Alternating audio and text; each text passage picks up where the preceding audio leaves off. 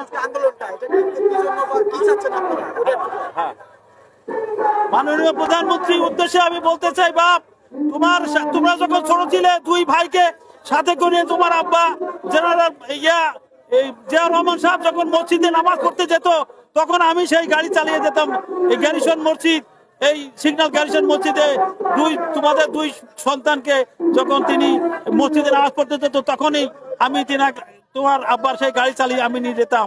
তাই গ্যারিসন মসজিদে নামাজ পড়তে যেত তোমার আব্বা, তোমাদের দুইজনকে দুই পাশে নিয়ে হেঁটে মসজিদে প্রবেশ করতো, সেই তখন আমি জুমার নামাজে নামাজ পড়তে নিয়ে যেতাম, গাড়ি ড্রাইভার ছিলাম।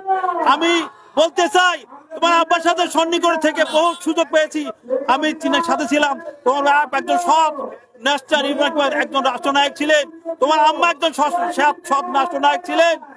এখন এখন তোমাকে বলতে চাই যে আমাদের ডিসি ইকবাল সাহেব, তিনি সাহেব নয়, ন্যায়পরায়ণ সত্যবাদী একজন জেলা প্রশাসক আমরা এই কুষ্টিয়াতে পেয়েছি।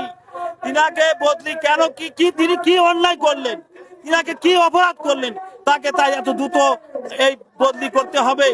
আমার অনুরোধ যে তোমার বাপে, তোমার আম্মা, তোমাদের সাথে সন্নিকটে হওয়ার সাথে আমি অনুরোধ করছি এই ডিসি সাহেবকে বদলি প্রত্যাহার করুন, প্রত্যাহার করে পূর্ণবহাল করে দিন। আমার এইটুকু আকুল আবেদন রইল বাপ। আমি দোয়া করি সবার জন্য, তোমাদের জন্য, তোমাদের পরিবারের জন্য, সবার জন্য দোয়া করি।